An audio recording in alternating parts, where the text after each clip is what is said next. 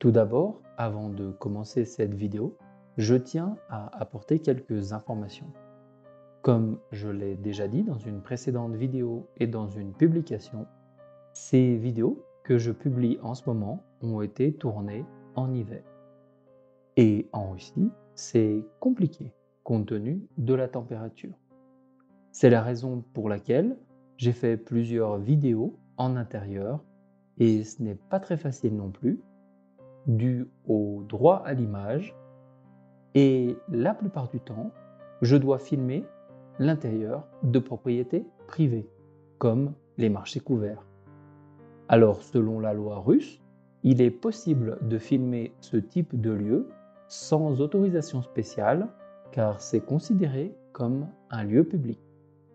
Mais compte tenu de la situation actuelle et des tentatives d'attentats sur le territoire russe, de nombreux propriétaires et leurs équipes de sécurité privée sont un petit peu sur les nerfs quand on arrive dans ces lieux avec une caméra à la main.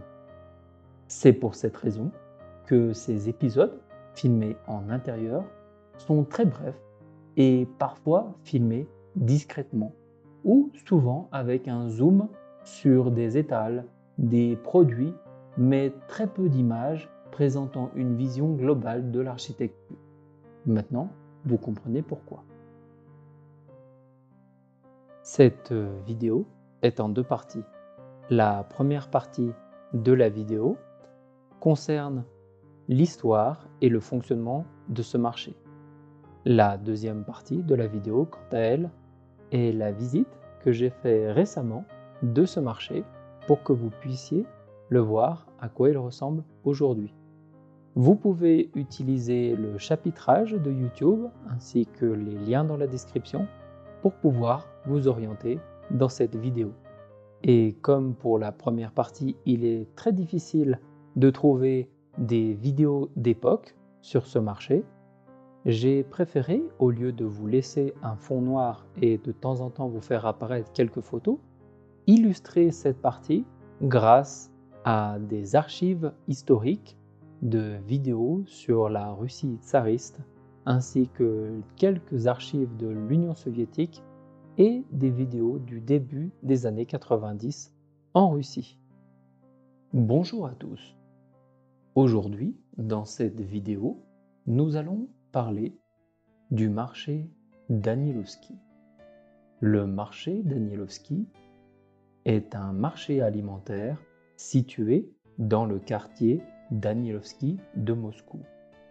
Ce marché tire son nom du monastère voisin de Danilov, qui a été fondé en 1282 par le prince Danil, le plus jeune fils d'Alexandre Nevski. Au Moyen Âge, en Russie et dans d'autres pays, le commerce s'effectuait principalement à proximité des monastères. Les historiens suggèrent que cette place commerciale du marché moderne de Danilovski existait déjà au XIIIe et XIVe siècle. À l'époque soviétique, alors que le monastère fermé abritait une colonie pour enfants, le marché Danilovski, lui, prospérait, conservant ainsi une atmosphère d'une ancienne foire russe. Soit dit en passant, à cette époque, c'était bien le seul et dernier endroit de la région qui conservait le nom du saint prince Danilov. Le marché a eu un grand succès, notamment auprès des étrangers qui venaient visiter Moscou. En règle générale, sur ce marché, les vendeurs étaient des agriculteurs de la région et du reste de la Russie, issus des kolkhozes, ou alors en russe kolkhoz, qui signifie ferme collective. Ces vendeurs venaient ici pour vendre le surplus de production. À la fin des années 50, cette opération a été autorisée car sous la période de Staline, toute la production des kolkhozes devait être remise à l'État qui, lui, se chargeait de faire la redistribution. C'est également ici, sur ce marché, que le vice-président américain de l'époque, M. Richard Nixon, a été invité pour visiter ce marché Danilovski en 1959 afin de montrer à quel point le commerce soviétique de denrées alimentaires et agricoles fonctionnait bien. Le but du voyage de Nixon à Moscou en 1959 était pour assister à l'ouverture de l'exposition américaine. En accès libre, il n'y a que 2 photos de couleur de l'époque de cette visite, mais malheureusement sans Nixon. Et avec un peu de recherche, j'ai pu trouver une archive où Nixon s'entretient avec Nikita Khrouchtchev, où il évoque sa visite sur ce marché. Je vous laisse la vidéo. I might say that this morning, I very early in the morning went down to visit a market, and where the farmers from various outskirts of the city bring in their items to sell. I can only say that there was a great deal of interest among these people who were workers and farmers, etc. Comme l'a dit plus tard le politicien, personne sur ce marché n'a voulu lui prendre de l'argent lors de ses achats quand ils ont découvert qui il était. Il a été très bien accueilli et a même reçu un bouquet de fleurs. Quoi qu'il en soit, après cette histoire, ce marché en plein air tout à fait ordinaire à Moscou est devenu connu dans le monde entier suite à cette visite.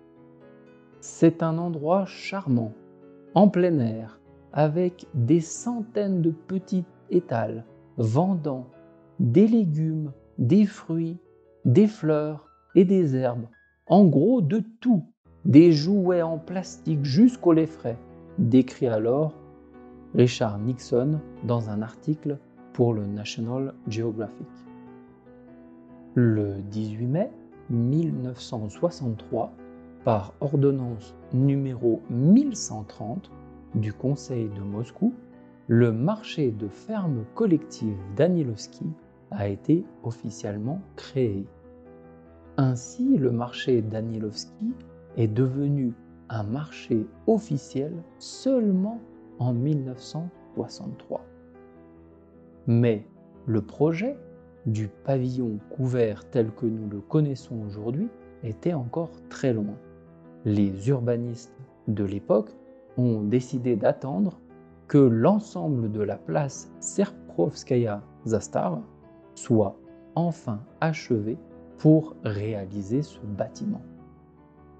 Dans les années 1970, la construction d'un bâtiment moderne a commencé dans le cadre d'une tendance générale de construction de marchés agricoles couverts à Moscou. Les auteurs du projet étaient les architectes Félix Novikov et Gavril Akoulov. La conception du toit, quant à elle, du nouveau bâtiment a été créée par l'ingénieur Victor Chablia, qui a fait le projet d'un toit sous la forme d'une camomille à 14 pétales.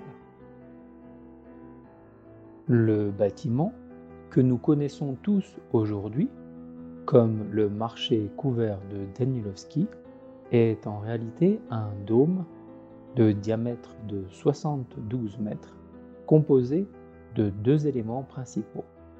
L'un d'eux est une camomille en béton armé à 14 pétales avec un petit dôme géodésique de 15 mètres de diamètre au milieu pour l'éclairage et la ventilation. Les pétales de la camomille sont constitués de dalles de béton armées en forme de losange. Les dalles sont très durables, même si à certains endroits, leur épaisseur ne dépasse pas les 4 cm. En raison de sa conception, le toit du bâtiment n'a pas besoin d'être nettoyé de la neige et de la glace, même en hiver. Le dôme du bâtiment a sa propre fondation. Là où les pétales touchent le sol, une armature pénètre dans le sol à une profondeur d'environ 8 mètres. La structure métallique du dôme se comporte différemment selon la température ambiante. Le béton, chauffé au soleil, se délate légèrement et se plie. Et lorsque la température de l'air baisse, il revient à son état antérieur. Visuellement, ce mouvement est quasi imperceptible car son amplitude est d'à peine 20 mm. Le style architectural de ce marché peut rappeler également un marché français couvert situé à Royan qui a été ouvert en 1955 et qui correspond assez bien avec la mode de l'époque, à savoir le brutalisme. Après l'effondrement de l'URSS, le marché Danielowski a continué d'appartenir à la ville et a connu des problèmes, notamment avec l'état technique du bâtiment, mais d'autres, comme la criminalité, l'organisation du commerce non officiel et un changement régulier de direction de ce marché.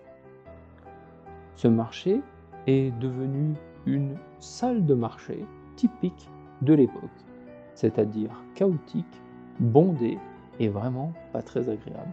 Quant à l'état technique du bâtiment, il n'était pratiquement pas contrôlé à l'époque. Dans le début des années 2000, le marché Danielowski a été mis aux enchères, puis des informations ont circulé, diffusé, concernant l'éventuelle construction d'un centre commercial à sa place. Plus tard, les autorités de la ville ont abandonné l'idée de construire tout type d'infrastructure commerciale sur le territoire des marchés historiques agricoles. Ce marché a connu un nouveau souffle en 2011 lorsque le gouvernement de la ville de Moscou a pris des mesures pour moderniser le marché de Danilovski, notamment en organisant un système de livraison de nourriture depuis le marché Danilovski, la création de nouveaux pavillons et l'ouverture d'un bureau vétérinaire, ainsi que la mise en place de climatiseurs, et les vendeurs du marché ont commencé à porter un uniforme avec les symboles de l'entreprise. En 2014, la mairie de Moscou a décidé de transférer 100% des parts du marché de Danilovski à l'organisme étatique des gestions d'actifs de la ville de Moscou, Mosimущество. Ils ont ensuite essayé de privatiser ce marché à 2 reprises. Mais la vente aux enchères, avec une valeur initiale de 1,433 milliard de roubles, n'a pas trouvé immédiatement de preneur. Et c'est en 2015 que le marché est arrivé néanmoins à passer entre les mains privées avec un coût de transaction qui s'est élevé à 425 millions de roubles, soit près de 4 fois moins que le prix de départ. Mais il y a eu une condition qui a été fixée par l'agence de gestion immobilière de Moscou, Mosimущество, qui a imposé une condition d'investir au moins 800 millions de roubles dans des travaux de reconstruction et de réfection de ce bâtiment. En 2016, la reconstruction du marché Danilovski a été réalisée avec pour objectif de préserver l'aspect architectural du bâtiment qui a été achevé au printemps 2017. À Moscou, aujourd'hui, quand on parle du marché de Danilovski, on parle de miracle gastronomique, car une vraie révolution a donc commencé en 2015 lorsque le marché a été repris par la holding Ginza Project. Et donc cet ancien marché moscovite, assez banal de l'époque, est devenu la première attraction culturelle et gastronomique de la ville avec un nouveau format. L'idée était de rassembler toutes les startups de l'alimentation de rue, que l'on appelle aussi street food, sous un même toit. Et ça correspond plutôt assez bien avec l'intention du gouvernement russe de l'époque, c'est-à-dire la lutte contre les étals de rue et la gastronomie en plein air. Et maintenant, dans le marché Danilovski, à côté des étals de délicieux fruits et légumes fermiers et des rangées de saucisses, on peut trouver des dizaines de cafés proposant les uns les autres des plats de haute qualité. Alors on va trouver également de la gastronomie russe, mais de la gastronomie caucasienne, avec des magnifiques tourtes du Daghestan, mais aussi des plats un peu plus exotiques comme des soupes phobo vietnamiennes, des tartes australiennes, des boulettes à l'encre de sèche, du houmous et des falafels. Et cette liste est bien loin d'être complète par rapport à toutes les spécialités que l'on peut retrouver dans ce marché aujourd'hui. Aujourd'hui, au marché Danilovski, vous pouvez non seulement acheter des produits fermiers de haute qualité, mais aussi prendre un petit déjeuner, un déjeuner, organiser des réunions d'affaires ou même avoir une première rencontre romantique et même étudier dans une école culinaire.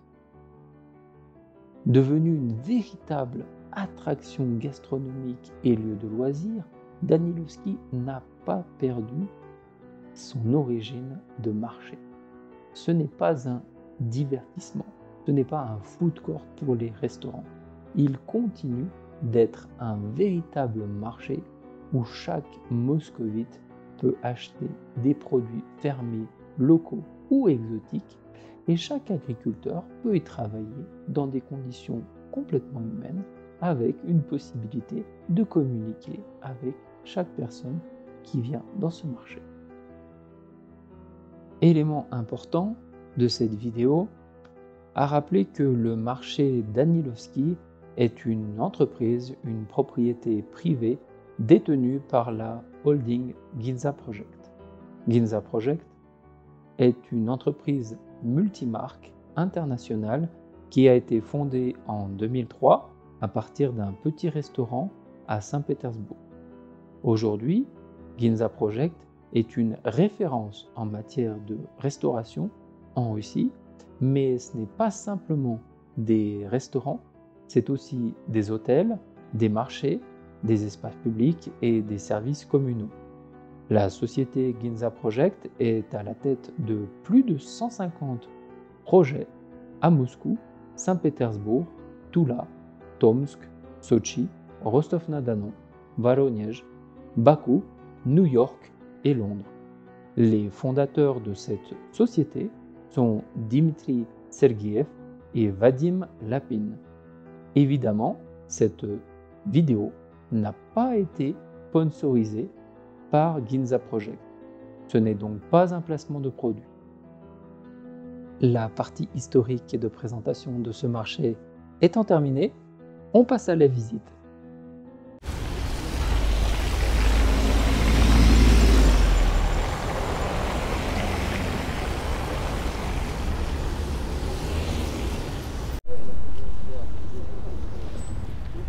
Et donc nous voici ici à côté du marché Danilovski, un des marchés les plus célèbres de Russie et de Moscou. C'est un marché de produits alimentaires. À la base, c'était un marché qui était pour les agriculteurs qui étaient autour de Moscou. Et aujourd'hui, c'est devenu un petit peu comme une plateforme gastronomique très célèbre à Moscou. Moi, je vous propose, c'est qu'on aille faire un petit tour.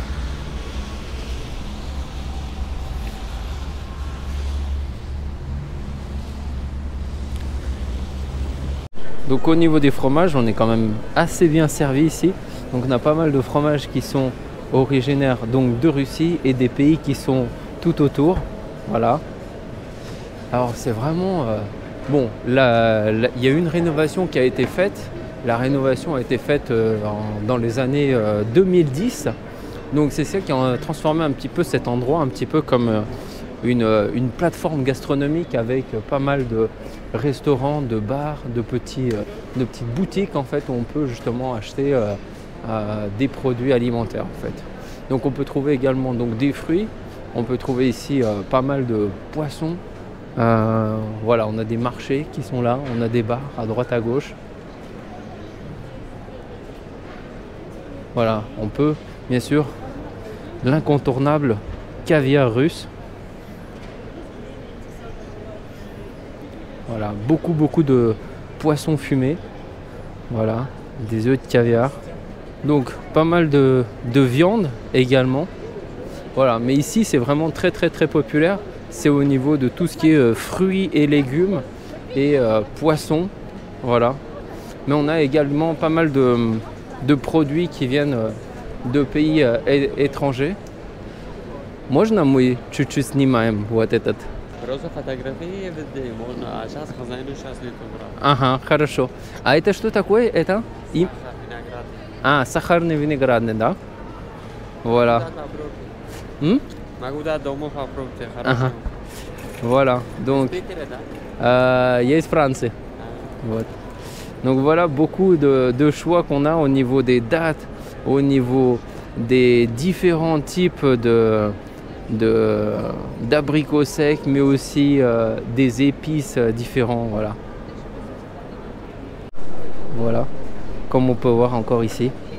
Voilà, et aussi pas mal de tvorog ou alors d'autres produits laitiers russes.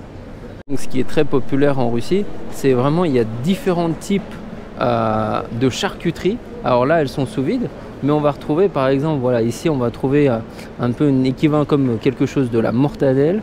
Et puis après, voilà, des jambons, différents types de saucisses en fait. C'est très populaire tout ce qui est au niveau du saucisse. Alors il y a balik qui est un petit peu comme un équivalent, on va dire un gros morceau de bacon. Et puis différents types de saucisses. Et ce qui est très populaire ici en Russie, c'est surtout donc le sala.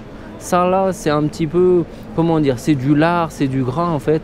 C'est coupé en tranches très fines et en général, voilà, c'est mangé un petit peu comme un apéritif et très populaire en Russie.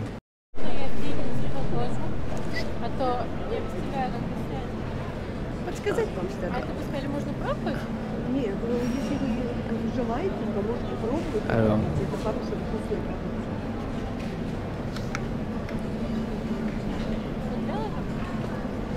Donc beaucoup de salades encore ici et voilà pas mal de petites parties qui sont faites donc à partir du cochon ou alors voilà par exemple des filets d'oie, voilà, donc beaucoup de salades, beaucoup de saucisses comme vous pouvez voir. Ce qui est très intéressant, c'est qu'on peut avoir droit à des petites dégustations ici pour qu'on puisse savoir, voilà.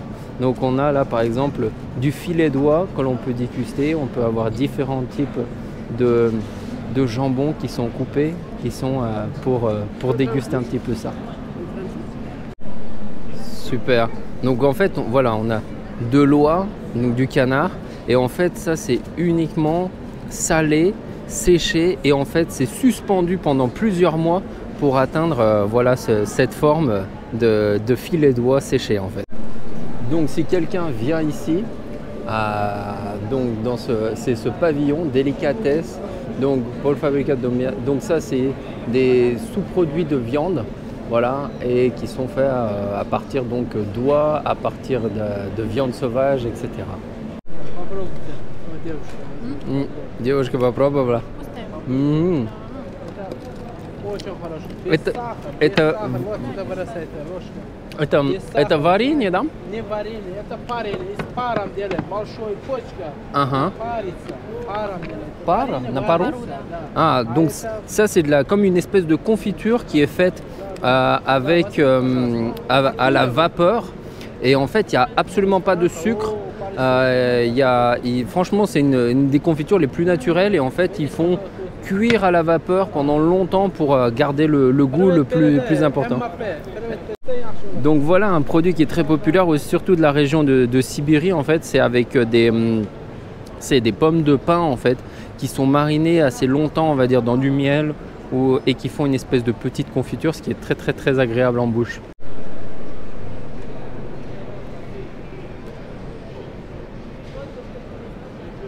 On va avoir également des petites pâtisseries. Il y a plusieurs boutiques justement de pâtisseries russes ou pâtisseries européennes ici également. Alors l'Avka en russe c'est très populaire, c'est un petit peu comme une, allez on va dire une petite cantine, et là c'est l'Avka du Daghestan. Et dans l'Avka du Daghestan, bon alors on a des petites salades, mais on a pas mal de petits produits qui sont un petit peu spécificités de certaines régions musulmanes en Russie, notamment le tchak-tchak. Voilà, on va avoir également des petites saucisses, des choses à boire. Mais ce qui est très intéressant, c'est que c'est eux qui préparent, voilà, comme des petites galettes en fait, des petites tourtes fines aux pommes de terre et à la viande. Voilà, on va avoir des petits beignets et on va avoir quelque chose qui rappelle un petit peu en quelque chose comme un peu ce qu'on appelle les koutabs. C'est comme une espèce de crêpe qui est refermée avec à l'intérieur avec une garniture. Donc ça peut être au fromage, ça peut être par exemple avec des herbes, ça peut être avec des pommes de terre, avec des champignons ou tout simplement avec de la courge. Le Daghestan, c'est une partie du Caucase de la Russie, juste à côté de la Tchétchénie, et c'est tout préparé ici par des équipes en local.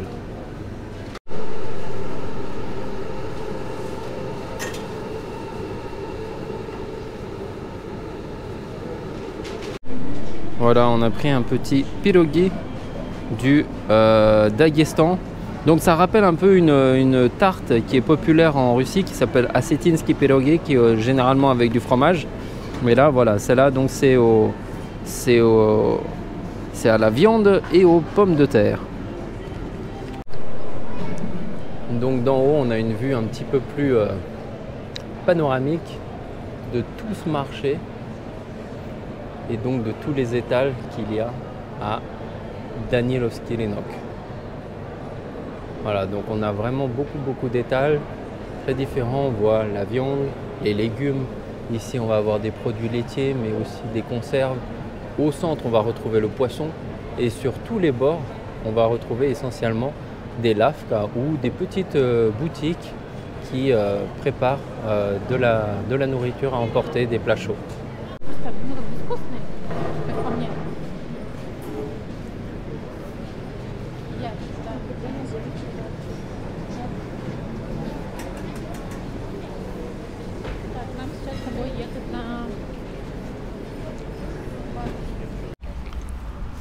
Et bien voilà, on a terminé donc notre petite excursion au marché Danilovski. C'est bien sympa, très bon, beaucoup de choses à déguster. Les vendeurs sont vraiment très sympathiques avec beaucoup d'explications. Donc franchement c'est un endroit que je recommande, surtout pour les Français, les amateurs de gastronomie.